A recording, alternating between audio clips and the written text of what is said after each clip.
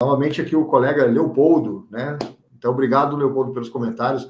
A avaliação também que ele faz, né, de exames de cardiologia, isso se chama telediagnóstico. E, aliás, a cardiologia, ela é uma das especialidades que primeiro utilizou a telemedicina no Brasil, quando eu vi isso acontecer, né? Não quero revelar a minha idade, não, mas eu vi isso quando eu era estudante, tá, pessoal?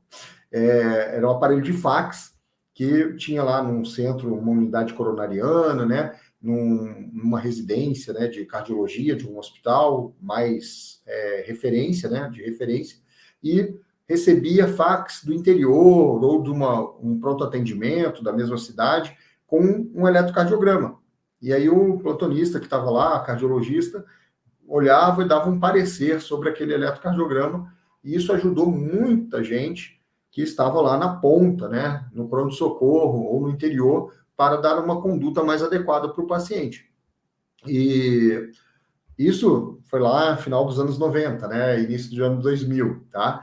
Então eu vi essa evolução. E em 2002 apenas, né, depois de quase 10 anos utilizando dessa maneira, que veio a primeira resolução de telemedicina no Brasil, que foi em 2002, e ela abordava as questões relacionadas ao telediagnóstico, que, como o colega cardiologista comentou, o uso, né, do telediagnóstico na cardiologia é muito avançado já, o eletrocardiograma, o mapa, né? Hoje existe essa possibilidade de você fazer laudos à distância, e no final, isso traz muitos benefícios para que os pacientes tenham acesso a exames, a um parecer de um médico especialista naquela área, e traz ganhos aí no sistema de saúde como um todo, tá? Deixa eu ver aqui, o pessoal que está também no YouTube. Então, alguns colegas médicos aqui, como a gente está falando de cirurgia, né, também, alguns falam, mas nunca vai ser possível a questão da telecirurgia. Existe já, dentro da própria resolução do Conselho Federal de Medicina, a previsão, né, de algumas regras aí relacionadas à modalidade de telecirurgia, tá?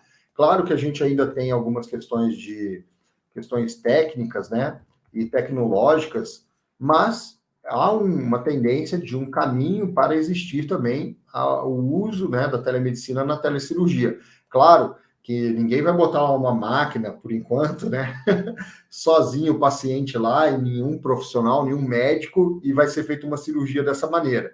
Não é isso, tá? Hoje já existe essa discussão, onde teria uma equipe, aparelhos de cirurgia robótica e uma equipe à distância fazendo a telecirurgia, tá? Então, a gente tem, né, no artigo 5º da resolução do Conselho Federal de Medicina sobre a telemedicina, ela diz o seguinte, que a telemedicina pode ser exercida nas seguintes modalidades de atendimento médico: teleconsulta, teleinterconsulta, telediagnóstico, que a gente falou há pouco, telecirurgia, tá lá, artigo 5º, né, o inciso 4º, né, eu acho que é assim que se fala, né, tá lá, telecirurgia, tá? E quando a gente fala em telecirurgia, o artigo 9º da resolução do Conselho Federal de Medicina fala o seguinte, que é a realização de procedimento cirúrgico à distância com utilização de equipamento robótico e mediado por tecnologias interativas seguras, tá? E aí o parágrafo único, né, também desse artigo diz que a telecirurgia robótica está disciplinada em resolução específica do CFM. Então, veja, não é algo futurista nem fora da realidade. Já existe toda essa discussão e previsão também pelo próprio Conselho Federal de Medicina. Claro que aqui, né, eu estou falando da telemedicina na nossa prática do dia a dia, né? E como eu falei, os cirurgiões também podem utilizar a telemedicina no seu dia a dia, e muitos podem entender que, eu não vou usar na primeira consulta, porque na minha especialidade cirúrgica eu não vou conseguir. Mas pode ser utilizado na primeira consulta em algumas situações, sim, como eu falei. Situações muito eletivas, para fins de uma pré-avaliação, para fins de uma orientação, para fins de segunda opinião, você pode estar utilizando a telemedicina na especialidade cirúrgica também. Na parte de cardiologia, novamente, sempre a cardiologia está na frente, né, nessas coisas, né? O pessoal da cardiologia é muito bom ali também na questão de diretrizes, né, protocolos, guidelines, né, e também na parte tecnológica, né, já existe equipamentos, né, para ausculta à distância, né, claro, ainda não é super popular, mas já tem.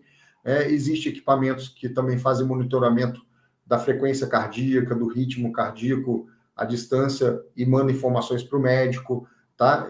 Ou emite um alarme, né, para o paciente, né, e para o médico. Então, já estamos vendo aí alguns equipamentos, né, que eu uso até de smartwatches, né, certificados pela Anvisa, né, no Brasil temos 2 já, que coletam dados, né, de sinais vitais e também tem a capacidade de transmitir esses dados via internet para um médico ou para o prontuário eletrônico do paciente, para o médico poder acessar.